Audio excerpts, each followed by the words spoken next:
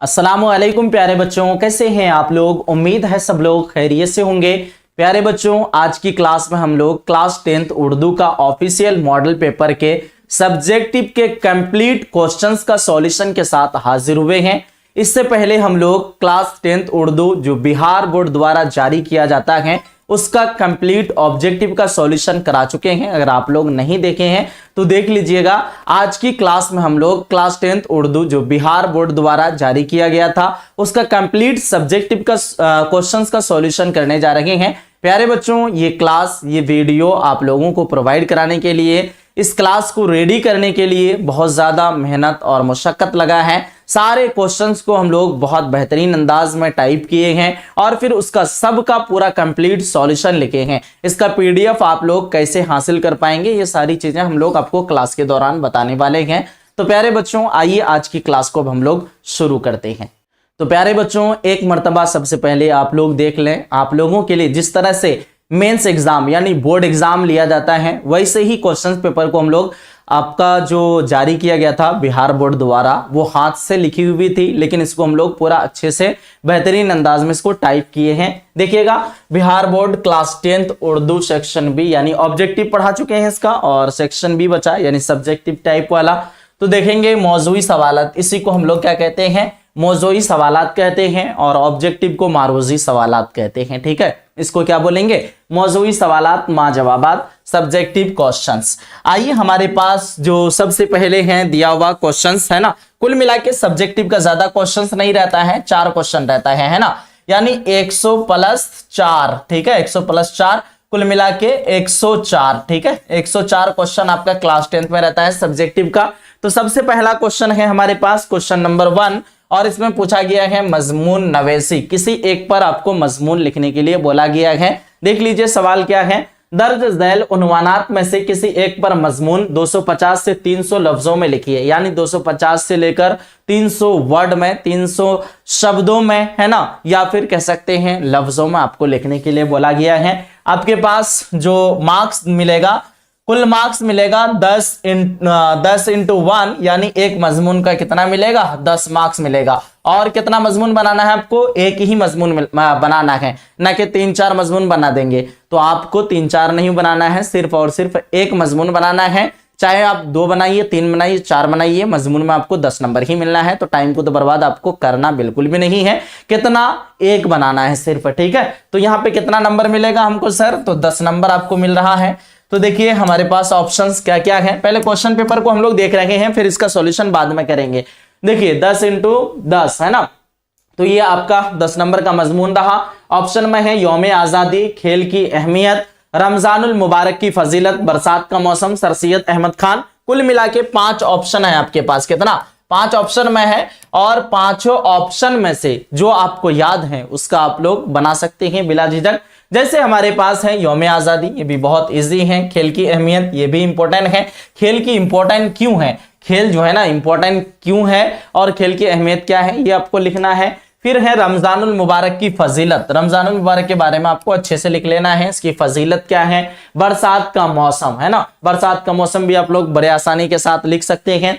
फिर हम लोग सर सैयद अहमद खान के बारे में जानते होंगे, है ना, सर सैयद अहमद खान आपके निसाब में मौजूद हैं, और सर सैयद अहमद खान की पैदाइश से लेकर उनके जितने भी अहम तसानीफ है किताबों का नाम लिखिए। उनके बाद जो है उनका घर कहाँ है, वफात कहाँ हुई है, उनके वालिद का नाम, दादा का नाम, उसके अलावा लास्ट में जाकर के हम लोग क्या करेंगे, उनके वफात का जिक्र कर देंगे। इस तरह से हम लोगों को 10 मार्क्स मिल जाने वाला है। ठीक है, तो किसी एक पर मजमून लिखने के लिए आया है। फिर हमारे पास नेक्स्ट क्वेश्चन जो है दरख्वास्त का है ना, नेक्स्ट क्वेश्चन है सेकेंड नंबर पे दरखास्त। इसको दरखास्त और खत यानी दोनों है, दोनों में से आप किसी एक को बना सकते हैं। ठीक है, दोनों में से किसी एक को बना सकते हैं। कितना मार्क्स मिलेगा, 5 नंबर मिलेगा। 5 × 1 यानी 5 मार्क्स मिलेगा। चाहे आप खत अगर आता है यानी एप्लीकेशन आता है तो एप्लीकेशन बनाइए, अगर दरखास्त आता है तो दरखास्त आप लोग बड़े आसानी से बना सकते हैं। देखिएगा हमारे पास खत में क्या है, अपने वालदा को एक खत लिखिए जिसमें बोर्ड इम्तिहान में इम्तियाजी नंबरात से कामयाबी के लिए खुसूसी दुआ की दरखास्त की गई हो। एक दरखास्त ये है आपका दरखास्त, और एप्लीकेशन में क्या है दे दिया है ऑप्शन में, चाहे वो बनाइए चाहे फिर ये बनाइए, या जिसको हम लोग इंग्लिश में और लिख दिए हैं। देखिएगा, अपने स्कूल के प्रिंसिपल को एक दरख्वास्त लिखिए जिसमें स्कूल की लाइब्रेरी में हर माह बर वक्त, है ना, यानी वक्त पर, बर वक्त का मतलब क्या होता है सर, तो वक्त पर, हर माह बर वक्त बच्चों का माहनामा रिसाला दस्तयाब कराने का मुताला किया जाए। ठीक है, तो ये आपको कितना मार्क्स देके जाएगा, 5 मार्क्स। तो सर हम लोग खत और दरखास्त में दोनों में कौन सा बनाए, तो आप लोग जो है ना, ये जो है खत जो है अपने स्कूल के प्रिंसिपल को एक दरखास्त लिखिए, ये खत पे आप लोग जाइएगा और 5 मार्क्स मिलेगा। इसमें लिखना कम होता है, मार्क्स आपको बेहतरीन मिलता है। तो दोनों में अगर ऑप्शन में रखें, दोनों में से आपको ये वाला चीज बनाना है, नीचे वाला चीज। ठीक है, तो प्यारे बच्चों अगला सवाल था हमारे पास, सवाल नंबर 3, मुख्तसर सवालात, है ना, दर्ज झेल सवालों में से किसी 10 सवालों के मुख्तसर जवाब दीजिए। टोटल हमारे पास 20 रहेगा और 20 में से आपको कुल मिला के 10 ही बनाना है। तो ये था हमारे पास तीसरा सवाल। और मुख्तसर सवालों में क्या क्या है, शबनम कमाली का असल नाम क्या है, सोलह आबादी के पहले अफसानवी मजमुआ का नाम क्या है। तो ये सब के सब क्वेश्चन और सारा के सारा यहाँ पे सिर्फ क्वेश्चन पेपर है, तो आप लोग सिर्फ अभी क्वेश्चन पेपर को देख रखे हैं। ठीक है, और आखिरी में हमारे पास चौथा सवाल है। चौथा सवाल क्या है, तवील सवालात वो कवाइद, है ना, तवील सवालात और साथ ही साथ कवाइद का। तो सवाल पूछा गया है, दर्ज झेल सवालों में से किसी 3 का जवाब दीजिए। यहाँ पे आपको कितना मार्क्स मिल रहा है, 15 मार्क्स मिल रहा है। 5 × 3 यानी 15 नंबर। ठीक है, 5 15 हुआ, तो 15 मार्क्स का आपको यहाँ पे क्वेश्चन नंबर 4 में मिल रहा है। किस तरह का क्वेश्चन रहेगा, यही पैटर्न आपका एग्जाम में भी रहने वाला है। ये मत सोचिएगा कि एग्जाम में पैटर्न अलग होगा, चेंज होगा, यही सारा चीज पढ़ लीजिएगा, यही पैटर्न आपका एग्जाम में रहेगा। देखिएगा, कहानी का उन्वान कटी हुई शाख क्यों है, वाज़ेह कीजिए। आपको बताने के लिए बोला जा रहा है कि इनको वाज़ेह कीजिए साफ तौर पर। मजमून रिया का मरकजी ख्याल पेश कीजिए। मजमून जो रिया नाम से है उसका मरकजी ख्याल पेश करने बोला जा रहा है। गालिब की शायरी पर 10 जुमले लिखिए। नज्म इंडिया गेट का खुलासा पेश कीजिए। फिर है हमारे पास ई नंबर पे, अब देखिए यहाँ पे कितना सारा ऑप्शन है, 4 है ना, कितना है, ABCD, यानी कुल मिला के 4 है। 4 में से किसी एक का अगर आपने याद कर लिया, मतलब कोई भी एक अगर आपको याद है, तो बड़े आसानी से आपका 5 नंबर वहां मिलेगा। और हम आपको क्या सलाह देंगे कि ये जो 4 क्वेश्चन हैं, ये चारों में से आप किसी एक का ही बनाइएगा यहाँ पे। ठीक है, किसी एक का, और बाकी कहाँ पे बनाना है, तो बाकी आपको यहाँ पे आ जाना है। दर्ज झेल अल्फाज में से किसी 5 के जुमले जमा लिखिए। यहाँ पे आपको पूरा 5 मार्क्स देके जाता है। वाहिद और जमा, इसमें 1 नंबर भी कट होने वाला नहीं है, क्योंकि आपका जो है ना लफ्ज ना ही गलत होगा और नहीं यहाँ पे कोई सेंटेंस वगैरह बनाना होता है, टाइम का भी बचत होगा आप लोगों का। ठीक है, तो हम आपको क्या करेंगे, गाइड करेंगे कि आप लोग क्या करें, वाहिद और जमा को ही बनाएं। देखिएगा, दर्ज झेल में से किसी 5 के जमा लिखिए, वाहिद और जमा देखिए, असर, उसके बाद तस्वीर, फर्ज, खबर, रस्म, अमीर, है ना, रस्म है वो, कौम, खिदमत, मरकज और अमल, ये सब के सब वाहिद अल्फाज हैं। इसका आपको जमा बनाना है और आपको इस बार क्या पढ़ना है, वाहिद और जमा ही पढ़ना है। ठीक है, क्योंकि ये तय हो चुका है, ऑफिशियल मॉडल पेपर जब जारी हो गया, ये तय हो गया कि इस बार वाहिद और जमा से क्वेश्चन 100% गारंटी है, आना ही है ना। फिर हमारे पास है सवाल नंबर F में, दर्ज झेल अल्फाज में से किसी 5 के जिद यानी उल्टा लिखिए। तो प्यारे बच्चों, आपने ऊपर में देखा वाहिद और जमा, और यहाँ पे जिद अजदाद, यानी वाहिद और जमा से, अल्फाज और अजदाद से, ये दोनों कंफर्म है। तो आप लोगों को ये भी पढ़ लेना है और ये पैटर्न पता चल गया। तो ये दोनों चीज को आपको बनाना है एग्जाम में, और वो चारों में से जो भी एक याद होगा वो एक बना लेना है, क्योंकि आपको 3 बनाना ही है। 3 बनाने के बाद आपको मार्क्स कितना मिल रहा है, 15 मार्क्स मिल रहा है। ठीक है, तो प्यारे बच्चों एक बार हम लोग कैलकुलेट कर लेते हैं। सबसे पहले आप लोगों ने मजमून बनाया, 10 नंबर का मजमून रहा, प्लस 5 नंबर का दरखास्त रहा। फिर जाकर के हमारे पास जो मुख्तसर सवाल रहा वो 20 नंबर का मुख्तसर सवाल रहा, और फिर जाकर के 15 नंबर का हमारे पास लॉन्ग सवाल रहा। तो देख लीजिए, 15 और 5 कितना होता है, 15 5 20, 20 और 20 40, 40 और 10 50। यही था सब्जेक्टिव का पैटर्न, बिल्कुल इजी होता है। क्लास 10th में कुछ भी नहीं है, बिल्कुल हलवा है ना। तो आप लोग पैटर्न देख लिए अच्छे से। अब आइए इसका हम लोग पूरा कंप्लीट सॉल्यूशन करते हैं। प्यारे बच्चों, तो आप लोग अच्छे से देख लीजिए, आप लोगों के लिए देखिए कितना बेहतरीन फॉर्मेट बनाया गया है और कितना सही सारी चीजें लिखे हैं। आपको ये PDF कैसे मिल पाएगा, आप लोग सबसे पहले AS उर्दू एजुकेशन नाम से जो एप्लीकेशन है, उस ऐप को आप लोग डाउनलोड कर लीजिए। डाउनलोड करने के बाद क्लास 10th का स्ट्रीम सेलेक्ट कर लिए। सेलेक्ट करने के बाद आप लोग क्या करेंगे, एक ऑप्शन दिखेगा फ्री पीडीएफ का, है ना, वहां से जाकर के आप लोग इस पीडीएफ को हासिल कर सकते हैं। अगर आप पेड मेंबर हैं, है ना, तो आपको व्हाट्सएप ग्रुप में भी मिल जाएगी। दूसरी बात, हम लोग पेड ग्रुप में भी आपको प्रोवाइड करा देंगे, ठीक है। तो आप लोग सबसे अच्छा, मात्र 99 फीस है। कितना है? 99 फीस है। उसमें आपको पूरा कंप्लीट उर्दू की तैयारी कराई जाएगी। 5 सेट मॉडल पेपर मिलेगा, टेस्ट सीरीज मिलेगा, क्वेश्चंस बैंक मिलेगा, और हर एक चैप्टर का इंपॉर्टेंट जो है ना, हर एक चैप्टर जो भी इंपॉर्टेंट है वो सारी चीजें मिलेंगी, है ना। तो क्लास 10th उर्दू का क्रैश कोर्स को अगर आप लोगों ने ज्वाइन नहीं किया है तो ज्वाइन कर लीजिए। अगर ज्वाइन करने में कोई दिक्कत परेशानी आए तो आप हमारे इस नंबर पे कांटेक्ट कर लीजिएगा, 950 821, है ना, 47 और 60, 950 821 47 60। इस नंबर पे आप लोग बिला झिझक कांटेक्ट कर लेना। चलिए बैरिकैफ देखेंगे, आंसर शीट मुकम्मल हल, है ना, Bihar board class 10th section B का आंसर शीट है, सब्जेक्टिव क्वेश्चन आंसर की।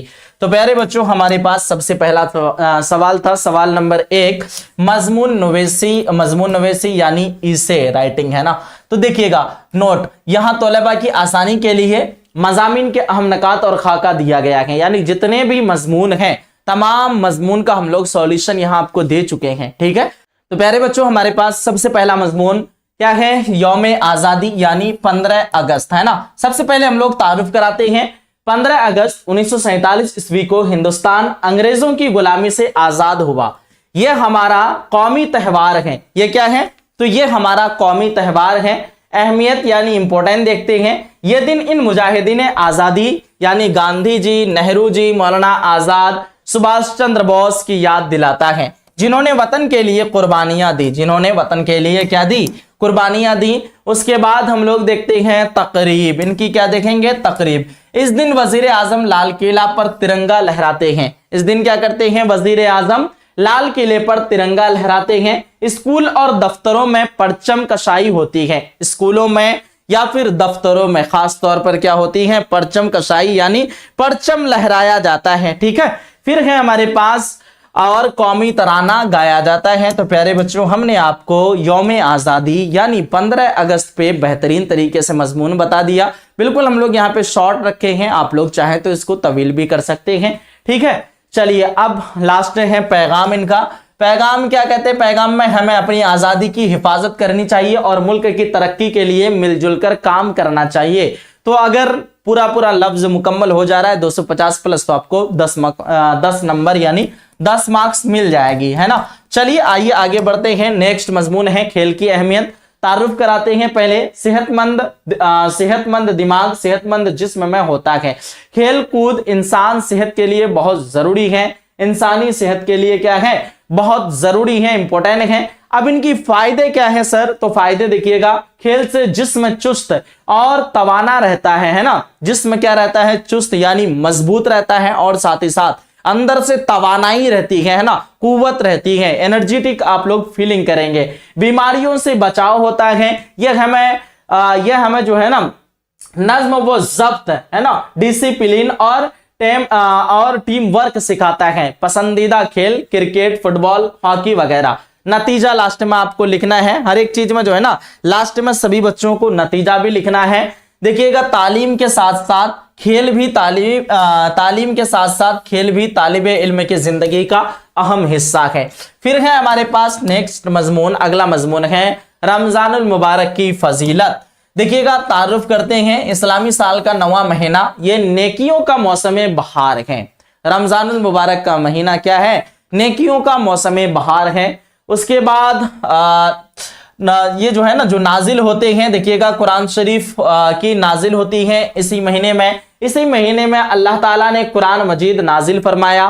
फिर इबादत, तो मुसलमान सारा दिन भूखे प्यासे रहकर रोजे रखते हैं और रात को तरावी पढ़ते हैं और गरीबों की मदद करते हैं, ठीक है। हमने इबादत भी देख लिया। फिर हमारे पास है मकसद। तो रोजे का मकसद तकवा मतलब समझ रहे हैं ना, परहेजगारी यहाँ लिखा हुआ है ब्रैकेट में। उसके बाद कहा जा रहा है तकवा हासिल करना और गरीबों की भूख का एहसास कराना है। रोजा गरीबों की भूख का क्या कराना है? एहसास कराना है, ताकि आपको एहसास ये हो सके कि लोग जब भूखे रहते हैं कितना ज्यादा दिक्कत होती है, कितना ज्यादा शिद्दत होती है। हम लोग भूल जाते हैं ना, हम लोगों को खाना मिलता है तो तीनों टाइम का खाना मिलने के बाद अब जो भी हिंदुस्तान में, हमारे मुल्क में या अदर ममालिक में जो भी हमारे मुसलमान भाई हैं किस तरह से रह रहे हैं, उनकी गरीबी की हालत से कौन खा पा रहे हैं, कौन भूखे रह रहे हैं, उन चीज़ों को हम लोग बिल्कुल पूरी तरह से भूल जाते हैं। तो रमज़ान में जो हम लोग भूखा रहते हैं तो भूख की शिद्दत और प्यास का एहसास हम लोगों को कराता है रमज़ान का महीना। ठीक है, तो हर एक चीज़ के पीछे जो है ना कुछ न कुछ तर्क है। इस्लाम में जितनी भी चीज़ें हैं, जितनी भी इबादत है, सारी इबादतों में कुछ न कुछ तर्क है। ठीक है, ये चीज़ याद रखिएगा, जहन में बैठा लीजिएगा। चलिए, हमारे पास 4 नंबर है बरसात का मौसम।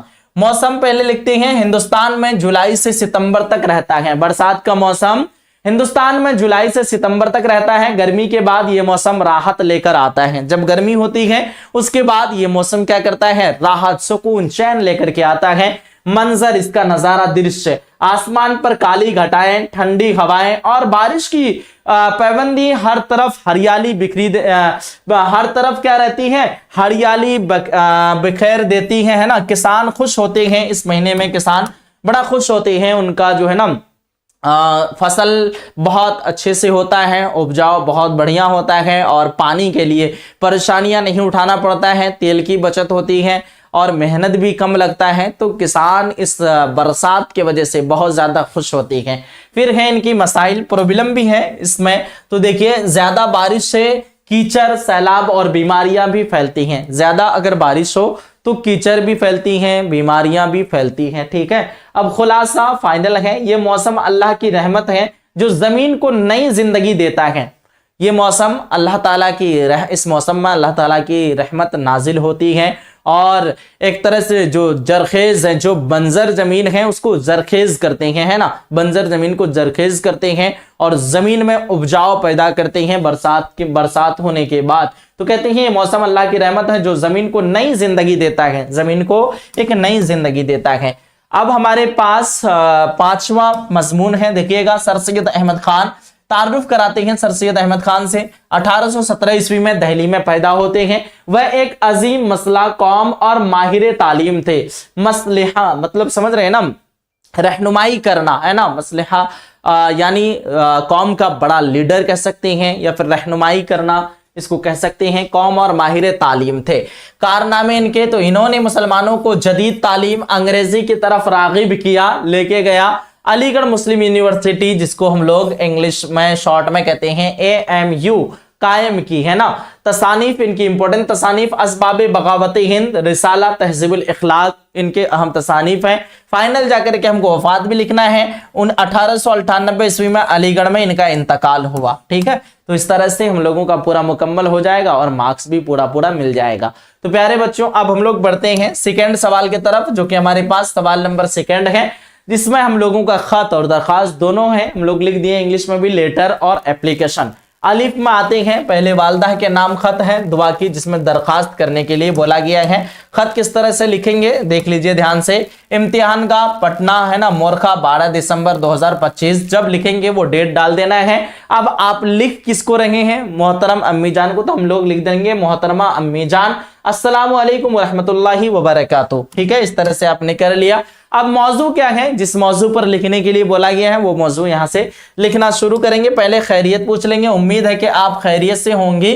मैं भी यहाँ अल्लाह के फजल से ठीक हूं, है ना। किसी से आप मुलाकात करते हैं, आप उसको कहते हैं आप खैरियत से है ना, या फिर आप अब उससे डायरेक्ट बात नहीं कर रहे हैं, सवाल नहीं पूछ रहे हैं, तो आपसे वो उम्मीद ही रख सकते हैं ना, कि उम्मीद है आप लोग, जैसे मैं आप लोगों के सामने में हूं और स्टार्टिंग जब करता हूं मैं क्या करता हूं, अस्सलाम वालेकुम प्यारे बच्चों, कैसे हैं आप लोग, उम्मीद करते हैं आप लोग खैरियत से होंगे, है ना।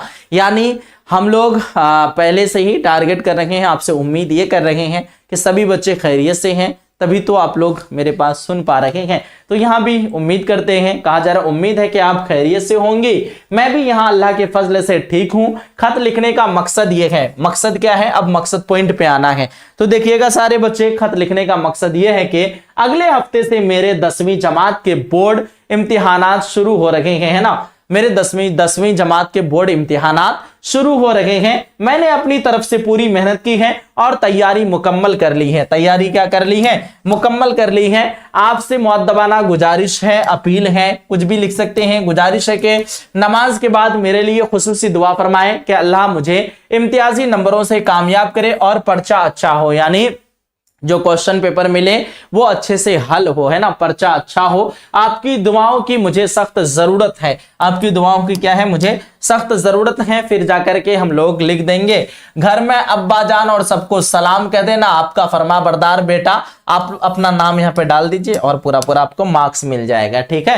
फिर हमारे पास ऑप्शनल में है या प्रिंसिपल के नाम दरखास्त रिसाला मंगवाने के लिए, तो देखिए बखिदमत जनाब प्रिंसिपल साहब, हम लोग दरखास्त बता चुके हैं आप लोगों को। जो नए बच्चे हैं जिनको पता नहीं है, आप लोग सर्च कीजिएगा उर्दू दरखास्त कैसे लिखें बाई AS उर्दू एजुकेशन। मेरी वीडियो आपको सबसे पहले दिखेगी। हम लोग वहां पे बहुत अच्छे अंदाज में ट्रिक बताए हैं। किसी भी मौजू पर, किसी भी टॉपिक पर अगर दरखास्त आ जाए ना, बड़े आसानी के साथ आप सभी बच्चे आराम से जो है उस मौजू पर दरखास्त लिख सकते हैं। तो आप लोग यूट्यूब पे सर्च कर लीजिएगा, आपको वो वीडियो मिल जाएगी, है ना। तो प्यारे बच्चों देखिएगा, कहा जा रहा है बखिदमत जनाब प्रिंसिपल साहब हाई स्कूल पटना। अब देखिए उन्वान टॉपिक जो है उसको लिखना है। टॉपिक क्या है? लाइब्रेरी में बच्चों का माहनामा मंगवाने के सिलसिले में, है ना, माहनामा मंगवाने के सिलसिले में ये मौजू है, ये टॉपिक है। अब हम लोग शुरू करते हैं यहां से। देखिएगा, जनाबे आली मुअद्दबाना गुजारिश है कि हमारे स्कूल की लाइब्रेरी में निसाबी किताबों का अच्छा जखीरा मौजूद है ना।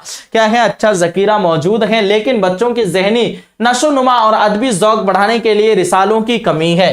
रिसालों की क्या है? कमी है। और देखिएगा, लिहाजा आपसे दरखास्त है, गुजारिश है कि स्कूल की लाइब्रेरी में हर माह बाकायदगी से बच्चों का माहनामा, मसलन उमंग, खिलौना या गुल बोटे, है ना, इसको हम लोग क्या कहते हैं? माहनामा कहते हैं।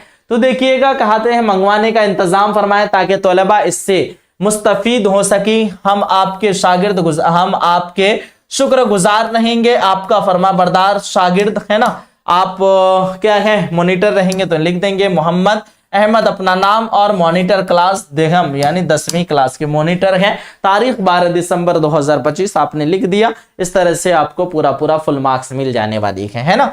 चलिए, तो अब हम लोग आते हैं सवाल नंबर 3 की तरफ। सवाल नंबर 4 हो जाएगा हमारा, पूरी तरह से सॉल्यूशन हो जाएगा क्वेश्चंस, ठीक है। तो देखिएगा, सवाल नंबर 3 है मुख्तसर सवालात, जो जिसमें हम लोगों का 2 मार्क्स वाला सवाल है। टोटल सवाल कितना है? 20 है। 20 में से आपको 10 का बनाना है, लेकिन टोटल का टोटल हम लोग 20 का सॉल्यूशन लेके आए हैं। मुकम्मल 20 सवालों के जवाब लिख दिए हैं हेडिंग में।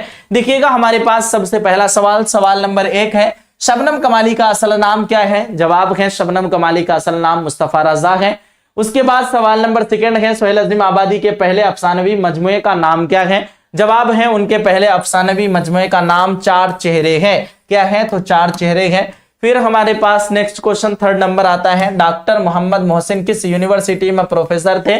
जवाब है डॉक्टर मोहम्मद मोहसिन पटना यूनिवर्सिटी में नफ्सियात यानी साइकोलॉजी के प्रोफेसर थे। नफ्सियात यानी साइकोलॉजी के क्या थे? प्रोफेसर थे। उसके बाद है निगार अजीम के अव्वलीन अफसानवी मजमुए का नाम क्या है?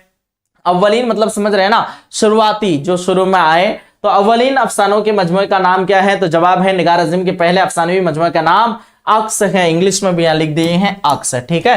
फिर सवाल नंबर 5 है, ग्लोबल वार्मिंग कॉन्फ्रेंस कहाँ हुई थी? जवाब है निसाब के मुताबिक ये कॉन्फ्रेंस क्योटो यानी जापान में हुई थी 2007 में। जमीन का दर्जे हरारत गुज़िश्ता 100 सालों में कितना बढ़ गया है? जवाब है जमीन का दर्जा हरारत गुज़िश्ता 100 सालों में तकरीबन 0.75 डिग्री, है ना, 0.75 डिग्री सेल्सियस बढ़ गया है। सवाल नंबर 7 है, सर सैयद की वफात कब और कहां हुई? तो जवाब है सर सैयद की वफात 1898 ईस्वी में अलीगढ़ में हुई। सवाल नंबर 8 है, चकबस्त का इंतकाल किस बीमारी में हुआ? जवाब है चकबस्त का इंतकाल फालिज यानी पैरालाइसिस, है ना, जिसको हम लोग क्या कहते हैं, अपने जुबान में लकवा कहते हैं, उसका बीमारी अचानक से फालिज का हमला हुआ और ये फालिज के हमले की वजह से इनका इंतकाल हो जाता है। फिर है, ताजमहल किस मुगल बादशाह ने तामीर कराई थी? जवाब है ताजमहल मुगल बादशाह ने, किसने? तो मुगल बादशाह शाहजहां ने तामीर कराया था। फिर हमारे पास है सवाल नंबर 10, मज़ा के 2 शोरा के नाम बताइए, है ना। देखिए, जो मतलब क्वेश्चन पेपर टाइप किए थे वो क्वेश्चन पेपर को गलत टाइपिंग किए, वो क्या लिखे हैं? शायरों, है ना, 2 शायरों के नाम लिखिए। तो यहाँ पे शेर, शायर की जमा शोरा होती है, तो डायरेक्ट लिखने में क्या दिक्कत था उनको। मजाक का मतलब समझ रहे हैं, जो हंसी मजाक तंज करने वाले शायर हो उनके नाम लिखने के लिए बोला जा रहा है। तो मजाक के 2 शोरा के नाम बताइए। तो जवाब है अकबर इलाहाबादी, दूसरा है दिलावर फगार, है ना, या जरीफ लखनवी। ठीक है, तो आप लोग लिख सकते हैं किसी का भी। तो 2 नाम हम लोग दे दिए हैं, यहाँ ऑप्शन में भी दे दिए हैं एक्स्ट्रा एक। फिर है हमारे पास सवाल नंबर 11, गालिब के आबा व अजदाद कहां से हिजरत करके हिंदुस्तान आए थे। जवाब है गालिब के आबा व अजदाद ईरान यानी खरासा तेहरान से हिजरत करके हिंदुस्तान आए थे। सवाल नंबर 12 है, आकाश का मुतरादिफ लफ्ज क्या होगा। तो जवाब हमारे पास है आकाश का मुतरादिफ लफ्ज, मुतरादिफ आसमान, फलक या चिराग है। सवाल नंबर 13 यानी 13 है, फारसी शायरी में मुबारक अजीमाबादी के उस्ताद कौन थे। जवाब है आमतौर पर उर्दू में वह दाग के शागिर्द थे, फारसी में गालिबन अब्दुल हमीद परेशा के शागिर्द थे। फिर 14 नंबर यानी 14 नंबर सवाल है, गजल के आखिरी शेर को क्या कहते हैं। जवाब है गजल के आखिरी शेर को मक्ता कहते हैं, जिसमें शायर अपना तखल्लुस इस्तेमाल करता है यानी तखल्लुस यूज करता है। अहमद फराज का एक शेर खुशखत लिखिए। तो जवाब हमारे पास है अहमद फराज का, सुना है लोग उसे, आप लोग शेर व शायरी के अंदाज में पढ़ेंगे तो ज्यादा अच्छा लगेगा। देखिएगा, सुना है लोग उसे आंख भर के देखते हैं, सुना है लोग उसे आंख भर के देखते हैं, सिवा, है ना, याद रखना सिवा नहीं है, सो उसके शहर में कुछ दिन ठहर के देखते हैं। सो का मतलब होता है इसलिए, है ना, सो उसके ठहर में, सो उसके शहर में कुछ दिन ठहर के देखते हैं, सुना है लोग उसे आंख भर के देखते हैं, सो उसके शहर में कुछ दिन ठहर के देखते हैं। ये हम लोगों का जो है ना, किसका है, अहमद फराज का एक शेर है। इसका खुशखत आप लोगों को इस तरह से लिख देना है। 16 नंबर सवाल, परवीन शाकिर के वालिद हिजरत करके कहां गए थे। तो जवाब है परवीन शाकिर के वालिद हिजरत करके पाकिस्तान यानी कराची गए थे। फिर अगला सवाल 17 नंबर, इरफान सिद्दीकी मुलाजिमत से सुबकदोश होने के बाद कहां सुकून पजीर हुए। जवाब है वह रिटायरमेंट के बाद लखनऊ में सुकून पजीर हुए। फिर अगला सवाल आता है, हिंदी और उर्दू में क्या रिश्ता है। तो जवाब आपको लिखना है बड़े आसानी से, हिंदी और उर्दू में सगी बहनों का रिश्ता है। क्या है, हिंदी और उर्दू में सगी बहनों का रिश्ता है, क्योंकि दोनों की ग्रामर एक है, दोनों की ग्रामर, दोनों की कवायद, दोनों की व्याकरण बिल्कुल सेम है। अर्जुन क्या है। तो जवाब है अर्जुन महाश्वेता देवी का लिखा हुआ एक अफसाना है, जो बांग्ला जुबान से तर्जमा हुआ है ना, जो बांग्ला जुबान से तर्जमा किया गया है। अर्जुन ये क्या है, ये एक अफसाना है। नज्म दिए किस जुबान की नज्म है। तो जवाब लिखना है नज्म दिए मराठी जुबान की नज्म है, शायर अरुण कोल्हटकर है ना, उनके मुसन्निफ का नाम है। तो प्यारे बच्चों, हम लोगों का अब तक कितना हो गया, 35 नंबर का पूरा कंप्लीट सॉल्यूशन हो गया।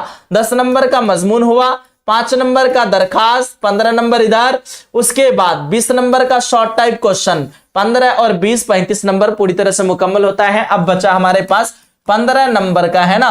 तो सवाल नंबर 4 तवील सवालात यानी 5 नंबर वाला सवालात को हम लोग देखने जा रहे हैं। हर सवाल का यहाँ पे जवाब दिया हुआ है, देखिएगा सारे बच्चे। सबसे पहला सवाल है, कहानी का उन्वान कटी हुई शाख क्यों है। इसका आपको जवाब लिखना है। तो देखिए, हम लोग बड़े आसानी के साथ इसका जवाब लिख करके लाए हैं। जवाब है डॉक्टर कमर जहां के अफसाने का मरकजी किरदार एक नौजवान है। देखिए, यहाँ पे जितने भी चारों सवाल हैं, ये चारों सवाल में से एक तो 100% आना ही है, ठीक है। तो इसको ही पढ़ लेते हैं। अगर आपने तवील सवालात को अभी तक कुछ भी नहीं पढ़ा है, सिर्फ ये चारों सवाल को अच्छे से पढ़ लीजिए। इसमें से एक सवाल पूछा जाएगा आपका एग्जाम में, तो एक क्वेश्चन आपका यहां से बन जाएगा, और वाहिद जमा और अल्फाज अजदाद यहां से आपका क्वेश्चन सॉल्यूशन हो जाएगा, है ना। तो देखिएगा, डॉक्टर कमर जहां के अफसाने का मरकजी किरदार, तो देखिए एक नौजवान है जो रुपया कमाने के लिए अपना घर, वालिदैन और मुआशरा छोड़कर परदेश चला जाता है, यानी अलग मुल्क चला जाता है, अलग देश चला जाता है। वहां से जब वह वापस आता है तो उसे महसूस होता है, एहसास, फीलिंग होता है कि वह अपने ही लोगों में अजनबी हो गया है। अपने लोगों के सामने में ही उसको ऐसा लगता है कि हम अजनबी हो गए हैं, पराया हो गए हैं, है ना। उसके बाद कहते हैं अजनबी हो गया है, उसका अपने तहजीबी और सकाफती वर्षे से रिश्ता टूट चुका था, है ना। सकाफती का मतलब समझ रहे हैं ना, अपना कल्चर, अपना माहौल, अपना वहां का जो भी कल्चर चल रहा है उस उसी को हम लोग सकाफत कहते हैं। उसी से सकाफती बना है, सकाफती वर्षे से, वर्षे मतलब वही खानदान, रिलेटिव, सबको हम लोग वर्षे कहते हैं। सकाफती वर्षे से रिश्ता टूट चुका है। इसी कैफियत को, इसी हालत को मुसन्निफा, मुसन्निफा मतलब यह औरत मुसन्निफ लिखने वाली है, इसलिए हम लोग लिखे हैं मुसन्निफा ने कटी हुई शाख से तशबिया दी है, यानी कटी हुई शाख के जरिए बताई है। जिस तरह से जो है ना शाख, जो भी पेड़ है उसका अगर एक शाख क्या हो जाए, टूट जाए, या फिर मान लीजिए एक शाख अगर सूख जाए, वो शाख अब दोबारा से जुड़ नहीं सकता है, वो अलग ही हो जाएगा। वही इसलिए ये क्या किए थे, परदेश चले गए थे रुपये पैसे कमाने की लालच में, और तकरीबन 15-10 साल के बाद जो है ये रिटर्न आते हैं। रिटर्न आने के बाद सब कुछ दृश्य चेंज हो जाता है और फिर लोग इसको एक्सेप्ट नहीं करते हैं। अब इसको अपने आप में ऐसा फीलिंग होता है कि मैंने क्या किया, मैंने पूरे खानदान वालों से, अपने गांव वालों से, सबसे ऐसा उसको फीलिंग एहसास हो जाता है कि सबसे हम अलग हो चुके हैं, हम एक कटी हुई शाख हो चुके हैं, है ना। इसलिए कटी हुई शाख से तशबीह देती है कौन, मुसन्निफा, है ना। तो कहते हैं शाख से तशबीह दी है, यानी वह शाख जो दरख्त से कटकर सूख जाती है और दोबारा जुड़ नहीं सकती, वैसे ही यहाँ पे इसमें जो है ना तशबीह दी गई है। फिर हमारे पास नेक्स्ट है मजमून रिया का मरकजी ख्याल लिखने बोला है। जवाब है सर सैयद अहमद खान का मजमून रिया अखलाकियात पर मबनी है, इसी पर बेस्ड है, इसी आधारित पर है, इसी आधारित है ना। इसी को हम लोग बेस्ड कह सकते हैं इंग्लिश में, और उर्दू में मबनी कहेंगे। मबनी है इसका मरकजी ख्याल, यानी इसका मेन ख्याल, मेन कैरेक्टर कह सकते हैं। मेन ख्याल यह है कि इंसान को हर तरह की बनावट और दिखावे से बचना चाहिए। हर तरह की बनावट हो या फिर दिखावा हो, हर तरह की बनावट या फिर दिखावे से बचना चाहिए इंसान को। रियाकारी सिर्फ यह नहीं कि इंसान जाहिर में नेक बने, जाहिरन तौर पर लोगों के सामने में नेक बने, लेकिन कहा जा रहा है इंसान जाहिर में नेक बने और अंदर से बुरा हो, है ना। अंदर से क्या हो, बुरा हो। बल्कि कभी कभी इंसान अपने आप को भी धोखा देता है, कभी कभी क्या करता है इंसान अपने आप को भी क्या करता है, धोखा देता है। जैसे आप लोग क्या करेंगे, पढ़ाई नहीं करेंगे, कुछ बच्चे आएंगे, आने के बाद गुफ्तगू करेंगे, बातचीत करेंगे और सोचेंगे चलो माँ बाप को धोखा देना है। माँ बाप तो सोचेंगे कि मेरे बच्चे पढ़ रहे हैं, लेकिन माँ बाप को नहीं, अपने फ्यूचर के साथ खिलवाड़ कर रहे हैं, अपने आप को धोखा दे रहे हैं। ठीक है, तो कहा जा रहा है इंसान अपने आप को धोखा देता है। सर सैयद कहते हैं कि सच्ची नेकी वह है जो दिल से हो, है ना। जो दिल से आप कर रहे हैं वो आपका सच्ची नेकी है, जो दिल से हो, ना कि लोगों को दिखाने के लिए। अगर आप लोगों को दिखाने के लिए कर रहे हैं तो ये आपको नेकी नहीं मिलने वाली है। तो सच्ची नेकी वो हो जो दिल से हो, ना कि लोगों को दिखाने के लिए। रियाकारी इंसान के इखलाक को बर्बाद कर देती है। रियाकारी क्या करती है, इंसान के अंदर जो भी इखलाक है, सलाहियत है, उन सारी चीजों को तबाह बर्बाद कर देती है ना। तो प्यारे बच्चों, अब हमारे पास ऑप्शन सी है, गालिब की शायर पर 10 जुमले लिखने के लिए बोला गया है। हमारे पास सवाल है, सबसे पहला सवाल, मिर्जा गालिब उर्दू के सबसे बड़े गजल को शायर माने जाते हैं, है ना। जवाब है हमारे पास, यहां पे सवाल पूछा क्या गया था, पहला सवाल नहीं है, सवाल पूछा गया कि गालिब के शायर पर 10 जुमले लिखे। तो 10 जुमले हम लोग गिन करके लिखते हैं। मिर्जा गालिब उर्दू के सबसे बड़े गजल को शायर माने जाते हैं। उनकी शायरी में फिक्र और फलसफा की गहराई पाई जाती है। इन्होंने पुराने मजामीन को बिल्कुल नए अंदाज में पेश किया है। गालिब की शायरी में शोखी और जराफत का अंसुर नुमाया है, यानी अंसुर मतलब समझ रहे हैं ना, इसका तत्व कह सकते हैं या फिर पार्ट कह सकते हैं। अंसुर नुमाया है यानी जाहिरन तौर पर झलकती है, दिखाई देती है। वह मुश्किल से मुश्किल बात को भी बड़ी खूबसूरती से कह देती है। चाहे कितने भी बड़े मुश्किलात वाली बात हो, उन सारी चीजों को जो है ना बड़े खूबसूरती से कह देती है। उसके बाद है उनका दीवान मुख्तसर है लेकिन हर शेर लाजवाब है। उनका दीवान क्या है, दीवान क्या होता है, शेरो शायरी का एक क्या होता है, दीवान होता है। उसमें बहुत सारे शेरो शायरी का मजमुआ शामिल होता है, उसी को हम लोग दीवान कहते हैं। कादर उनका दीवान मुख्तसर है लेकिन हर शेर लाजवाब है। गालिब ने जिंदगी के गमों को अपनी शायरी का मौजू बनाया है, टॉपिक बनाया है। उसके बाद उनकी जुबान मुश्किल भी है और सहल मुमतना भी है। उनकी जुबान मुश्किल भी है और सहल आसान भी है। हैवाने ज़रीफ उन्हें कहा जाता है, गालिब को हैवाने ज़रीफ कहा जाता है। उनकी शायरी आज भी हर दौर के इंसान की जज्बात की तर्जुमानी करती है, हर इंसान की जज्बात की तर्जुमानी करती है, मीनिंग निकालती है। फिर हमारे पास डी नंबर पे है नज्म इंडिया गेट का खुलासा। जवाब है जगन्नाथ आजाद की नज्म इंडिया गेट एक तंजिया नज्म है। शायर इंडिया गेट की अजमत देखकर कहता है कि यह इमारत देखने में तो बहुत शान व शौकत वाली है, लेकिन दरअसल ये अगियार यानी अंग्रेजों की तामीर करदा है, अंग्रेजों की बनाया हुआ मंजिल है यानी इमारत है। ये हमारी गुलामी की निशानी है। ये क्या है? ये हमारी गुलामी की निशानी है। शायर इस बात पर अफसोस करता है, क्या करते हैं? शायर इस बात पर अफसोस करता है कि हम आज भी अंग्रेजों की बनाई हुई इमारतों पर फख्र करते हैं। क्या करते हैं? फख्र करते हैं, जबकि हमारा अपना किसान और मजदूर गुर्बत की चक्की में पिस रहा है ना। यह नज्म हमें गैर मुल्की तसल्लुत और ज़हनी गुलामी का एहसास दिलाती है ना। तो प्यारे बच्चों, इस तरह से हम लोगों का 4 नंबर भी पूरी तरह से कंप्लीट हुआ। अब आइए हमारे पास ई नंबर सवाल का जवाब है। अल्फाज की जमा, वाहिद और जमा आप लोगों को बनाना है। यहाँ सभी अल्फाज के जवाब दिए जा रहे हैं। टोटल 5 बनाने बोला गया था ना, लेकिन हम लोग सबका जवाब दिए हैं। देखिएगा, असर की जमा होती है आसार, तस्वीर की जमा तस्वीर, फर्ज की जमा फराइज, खबर की जमा अखबार, रस्म की जमा रसूम। ठीक, फिर है हमारे पास अमीर की जमा उमरा, कौम की जमा अक़वाम, खिदमत की जमा खिदमत, मरकज की जमा मराकिज, अमल की जमा आमाल। ठीक है, फिर हमारे पास है अल्फाज की जिद मुतज़ाद, इसी को कहते हैं अल्फाज की जिद यानी मुतज़ाद। यहां सभी अल्फाज के जवाब दिए जा रहे हैं। जवाब है हमारे पास, एक तरफ लफ्ज है जिद है, लफ्ज है जिद, और देख लीजिए जिद को हम लोग उल्टा कहते हैं। यहाँ पे लिख दिए हैं जिद यानी उल्टा, उसका उल्टा ऑपोजिट अज़दाद, उसी को विलोम शब्द भी कहते हैं। देखिएगा, जाहिर का ऑपोजिट बातिन, और शुमाल का जुनूब। शुमाल का मतलब होता है उत्तर, जुनूब का मतलब होता है दक्षिण। तो शुमाल का क्या हो जाएगा? जुनूब। सर्द का गर्म, सर्द का ऑपोजिट अज़दाद गर्म, जमीन का आसमान, दिन का रात। ठीक है, ये कंप्लीट हुआ। अब देखिए, गम की खुशी यानी शादी का भी, शादमानी भी कह सकते हैं, शादी भी कह सकते हैं। आलिम का जाहिल, अंदर का बाहर, फर्श का अर्श, सुबह का शाम, है ना। तो प्यारे बच्चों, आज की क्लास में हम लोग क्लास 10th उर्दू का सब्जेक्टिव का पूरा कंप्लीट 50 मार्क्स का कवर करते हैं। इसका पीडीएफ आपको कैसे मिल पाएगा? आपको जाना है प्ले स्टोर पे, सर्च करना है AS उर्दू एजुकेशन, या फिर लिंक डिस्क्रिप्शन में दे दिए हैं, कमेंट सेक्शन में भी पिन कर देंगे, है ना। आप लोग जो भी नए बच्चे हैं, सारे बच्चे क्लास 10th का जो है ना, हम लोगों का एक व्हाट्सएप चैनल भी चलता है। आप लोग क्लास 10th का व्हाट्सएप चैनल से जुड़ जाइए, ताकि जो भी अपडेट हो आपको सबसे पहले मिल पाए।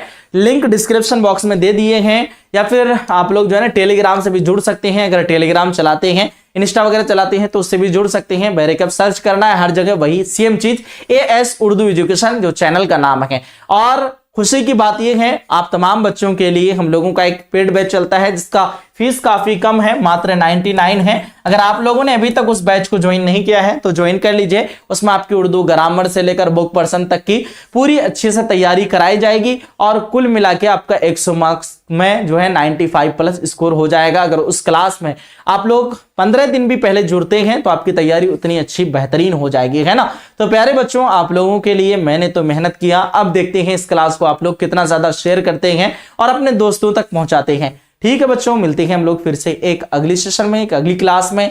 जब तक के लिए खुदा हाफिज, अल्लाह हाफिज एंड जय हिंद, Bharat. Take care, bye bye. गुलाबी आंखें जो तेरी देखी, शराबी ये दिल हो गया। संभालो मुझको ओ मेरे यारों, संभलना मुश्किल हो गया। गुलाबी आंखें जो तेरी देखी, शराबी ये दिल हो गया। दिल में मेरे ख्वाब तेरे, तस्वीरें जैसे हो दीवारी पे। तुझ पे फिदा मैं क्यों हुआ, आता है गुस्सा मुझे प्यारी पे। मैं लुट गया मान के दिल का कहा, मैं कहीं का ना रहा, क्या कहूँ मैं दिलरुबा। बुरा ये जादू तेरी आंखों का मेरी कम, बुरा ये जादू तेरी आंखों का, ये मेरा कातिल हो गया। गुलाबी आंखें जो तेरी देखी, शराबी ये दिल हो गया।